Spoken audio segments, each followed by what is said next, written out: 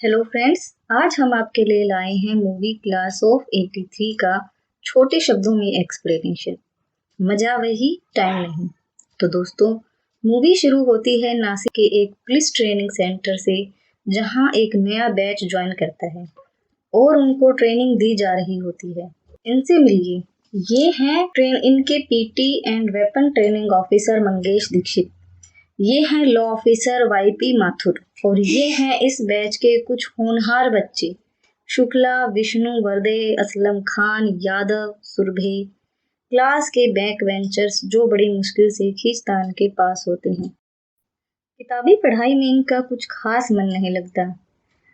जब इस बैच की ज्वाइनिंग हुई थी तो इनको बताया गया था कि इनके डीन दिग्विजय सिंह होंगे, जिनका उस समय बहुत नाम था। लेकिन पूरा सेमेस्टर खत्म होने को था, इन लोगों ने आज तक उनको देखा भी नहीं था, क्योंकि उन्होंने आज तक इनकी कोई क्लास नहीं ली थी। ये सब उनसे मिलने को बहुत उत्सुक थे। यहाँ डीन का रोल प्ले किया है बॉबी देओल ने, जो कि इस फिल्म में दिग्विजय सिंह के रूप में आपको दिखेंगे। फर्स्ट सेमेस्टर के एग्जाम होते हैं, रिजल्ट आउट होता है। फर्स्ट सेमेस्टर के एग्ज़ाम होते हैं, रिजल्ट आउट होता है और इन स्टूडेंट्स के नंबर क्लास में सबसे कम होते हैं। शुक्ला, वर्दे और असलम खान उस रात बैठकर ड्रिंक करते हैं। शुक्ला आइडिया देता है कि आज रात हम मंगेश दीक्षित के घर में घुसकर उसको पीटेंगे, क्योंकि उसकी वजह से उनका सेल्फ कॉन्फिडेंस गिर गया, जिसकी वजह से उनके मार्क्स कम आए।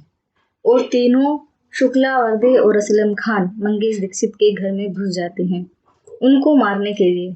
लेकिन वहाँ इनको मिलते हैं डीन दिग्विजय सिंह और इनकी बहुत अच्छे से धुलाई करते हैं। अगले दिन क्लास में पहली बार डीन दिग्विजय सिंह की एंट्री होती है। क्लास में आने के बाद वो इन तीनों को उठाते हैं और पूछते हैं कि तुम लोगों को ये चोटें कैसे लगी।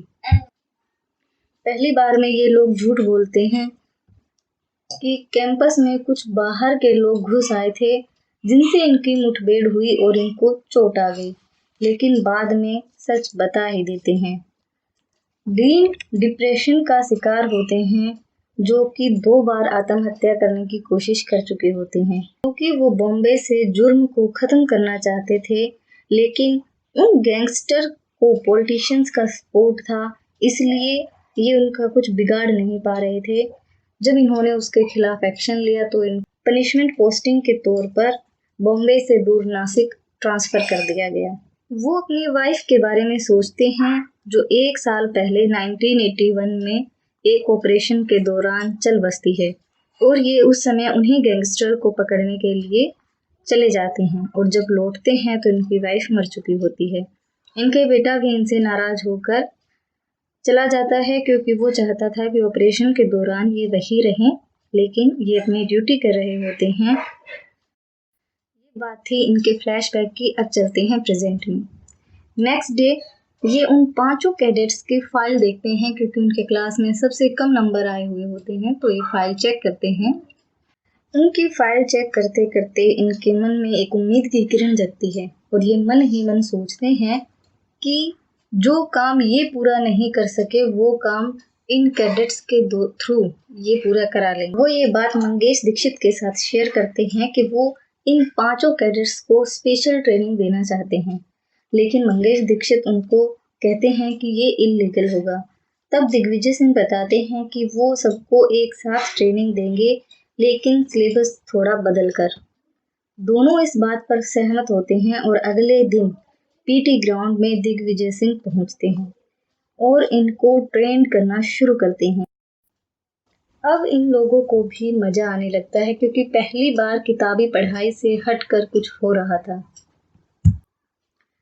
फिर एक दिन न्यूज़पेपर में कार्ल शेखर के बारे में न्यूज़ छपती है और दिग्विजय सिंह याद करते हैं 1981 का वो दिन, जब वो अपनी पत्नी को ऑपरेशन थिएटर में अकेले छोड़कर कार्ल शेखर को पकड़ने जा रहे होते हैं और ये खबर वो सीएम साहब को देते हैं।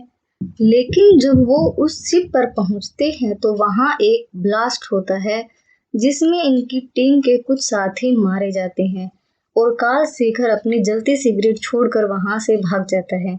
और जब वो वहाँ से घर आते हैं तो उनकी वाइफ भी भगवान को प्यारी हो चुकी होती है।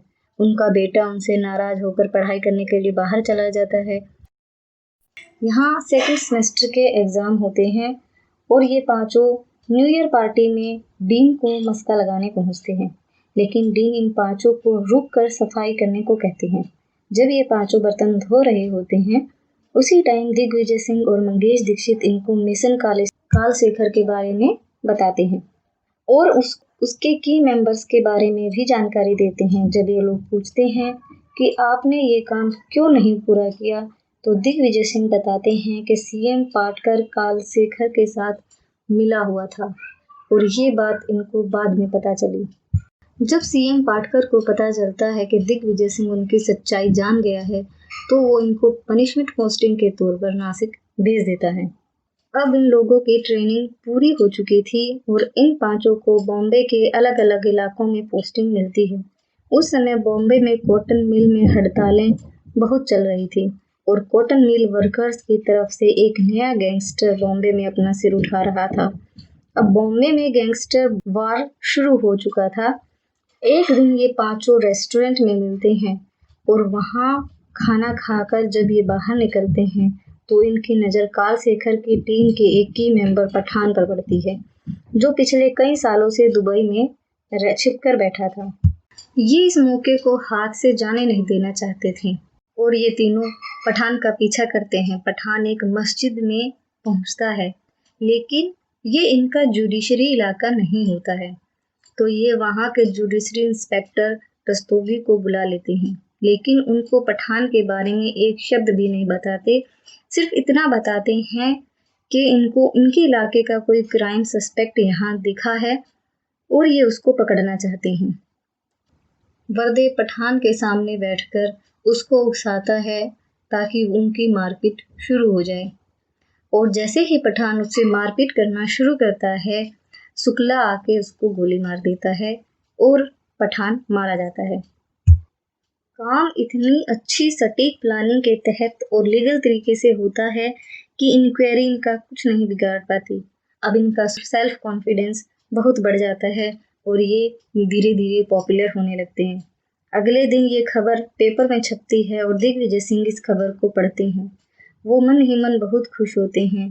अब ये सटीक प्लानिंग के तहत कालशेखर और नाइक दोनों के गैंग के लोगों को मारने लगते हैं ताकि उनकी ताकत इस इलाके में कम हो सके और बॉम्बे में ये एनकाउंटर स्पेशलिस्ट के नाम से फेमस हो जाते हैं। अब नाइक शुक्ला और सुरभे को अप्रोच करता है और ये लोग नाइक का ऑफर मान लेते हैं और नाइक से कालशेखर के गैंग के आदमियों को मारने के लिए पैसे खाने लगते हैं। इधर वर्दे और यादव भी कालशेखर के दिए लालच में फंस जाते हैं और उससे पैसे लेने लगते हैं। एक दिन इनके खबरियों से इनको कुछ गलत इंफॉर्मेशन मिलती है और गैंगस्टर की जगह ये 3 इनोसेंट बिजनेसमैन को मार देते हैं।